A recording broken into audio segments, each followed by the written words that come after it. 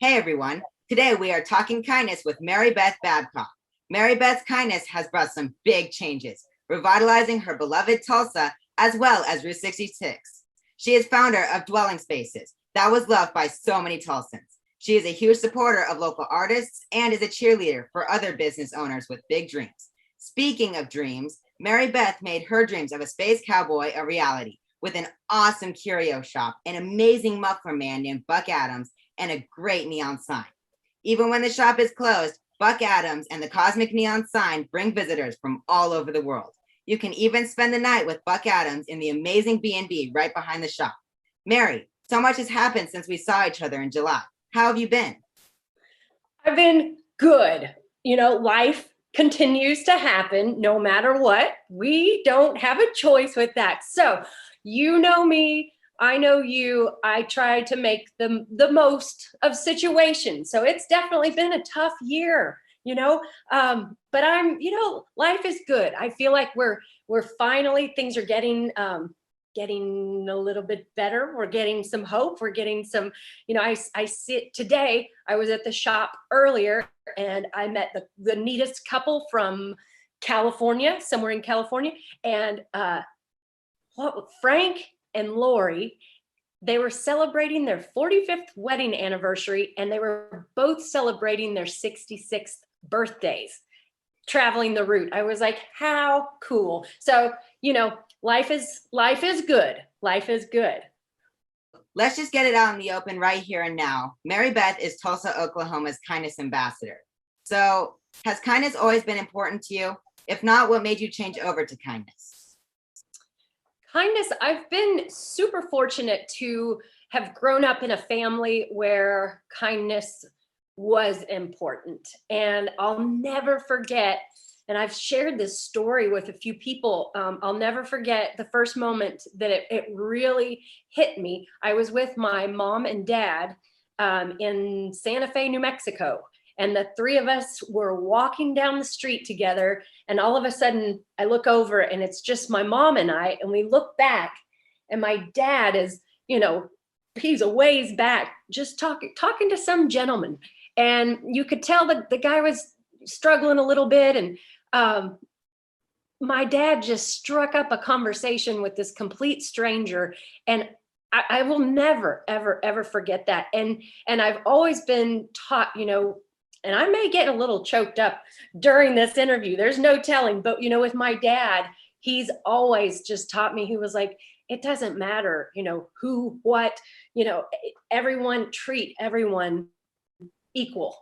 So I've been fortunate to have been raised this way. And I celebrate that from my dad. And I think you probably know, we've talked throughout this, I've lost my father in February of this last year. And, you learn how to deal with this and, go through the grieving process and bringing my dad's, his spirit and his kindness into my life, continuing to carry that on, even though he's physically not with me anymore or with us anymore. I'm trying to keep that spirit alive. And that was huge. Kindness to my father, and you are going to get me choked up. Kindness to my father was major. And anyone that you would talk to that knew him, they would agree. So I'm very lucky to have that in my blood. Wow, that is an amazing example of kindness. Buck Adams gets visitors from all over the world. Do you have any examples of visitors' kindness that you'd like to share? There, so many people come through, and that's the key. People are like, what's the deal with Route 66? And it's the people. People, I think, is, if you had to rate, what are the top things, people, I think, is number one. And, I don't know if I have a specific example, but what I do have is a common thread throughout the travelers of Route 66 and this kindness. I don't know if I've ever had anyone come in to my store upset, and they leave. I mean, how can you carry on, your day? It's just people being kind to each other, introducing themselves, not being afraid to talk to each other. There's something about Route 66 that just gives people that openness to be kind to each other. Hey, where are you from? I'm from, and the next thing you know, you may somehow people end up like, oh yeah, they have something in common. There's always like some common thing once people get to talking. But I love your questions. And as far as like a specific example, I think it's just the common thread of kindness. Route 66 to me equals kindness. Yeah, I definitely agree that Route 66 is like a road of kindness. It's like, it's literally a road, but it's also a road of kindness. And it's like, the more you drive on it, the kinder you get almost. So exactly. And the more you want to go out and the more you want to go, meet more of those people and then stay in touch with those people. It's like, I even, I remember I gave somebody, our email, and I'm like, please stay in touch, please stay in touch. A 2-year-old came in today that the grandmother and the mother, they were just shopping around, and I had more fun with this 2-year-old, Allison. And, I just took the time they were, busy doing their things. And, I think maybe that helped them, get their shopping done. But I got that, like, made my day, even, and I could tell that little one, 2 years old, was being taught kindness. Like I could tell, me again, I'm a positive, very positive person, even though I know there are some really tough things that go on in this world. But I tend to lean on the positive side because why not? That's in my blood. But I think there's so many, if we just open ourselves up and not be afraid, all the time, and just say, just smile, just smile at a stranger. How hard is that, right? yeah. When we met in July, you talked about wanting to get out on the route, and I'm glad to see that you've been doing so. Do you have any stories from the road of others showing acts of kindness? Oh my goodness. So from actually like traveling on the route, and oh gosh, you and your awesome questions and the kindness. Oh, you know what? I did. I remember seeing this. This was another thing, and photographs are a big thing on the route, right? People want to, hey, let's take a picture with this. Let's take a picture with the blue whale. Let's do Buck Adams. Let's do whatever, the Gemini giant in Wilmington. I remember, so I was with my boyfriend, and we were at this place, and we got to our location, and we were, we were a little tired, I remember, but here he sees this family, someone taking a picture of the group, and then here he said, I see him walk over to them. Hey, do you want me to take a picture of the whole family? And they're like, the people, I think, they're surprised when somebody offers something like that. And I know that's a little thing, but those little things I think they go a long way. But kindness. Oh, and here's another story that I witnessed today from the couple celebrating their 66th birthdays. They said they were talking about kindness, and they were talking about how they were at a restaurant. They stayed at the Safari Motel in Tucumcari, and they said something about they had breakfast somewhere, and somebody had heard they were celebrating, all this different awesome things, 45th anniversary, 66th birthday. And somebody says, somebody took care of your bill.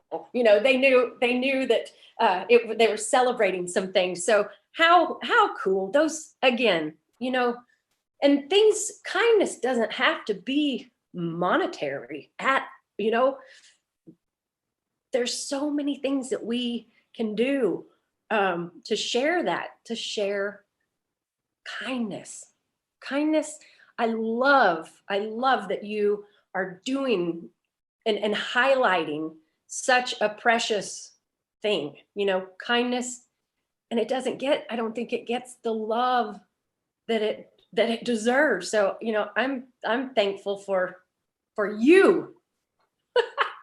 Thank you so much. So your acts of kindness are influencing others to be kind. Do you think we need to see more kindness in this world? If so, how do people like you and I bring bigger changes faster? Ooh, that's another good, awesome question. Faster. I've always, things take time, but I definitely believe strongly that, by example, more people that have a platform, I guess you could say, a voice, showing these things by example, doing these things, sharing these things. One thing, kindness, with what I love with my business, with Buck Adams, is like sharing. I love working with the local artists. Like that's one of my highlights. That's where my creative blood just flows, and I love to see someone else succeed. If I have a platform, I love to be able to show things that I personally love.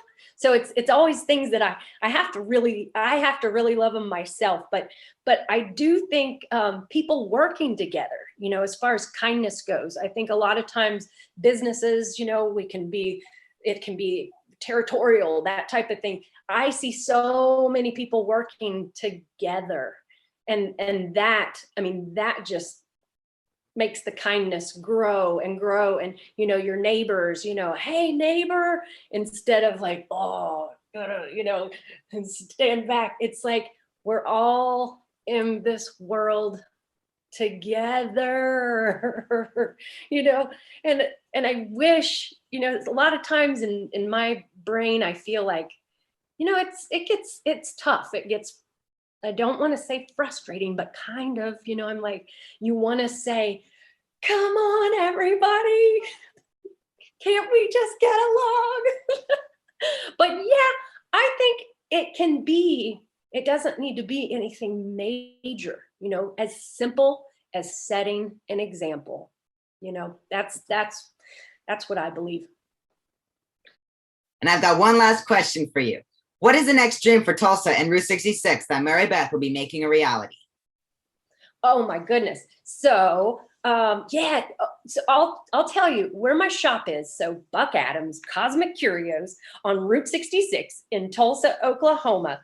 I have loved the snow cap in Seligman, Arizona. Like that's always been something that I just think is magical to me. It's like a miniature Disney World, Disneyland. It's just like eye candy galore. So that's a kind of little inspiration to me. And so I started with the 21-foot tall space cowboy, and then we added the 20-foot neon sign, and then we got our food truck, and then the Airbnb. So I have to be honest, our next thing, we're getting a 10-foot tall Bigfoot statue.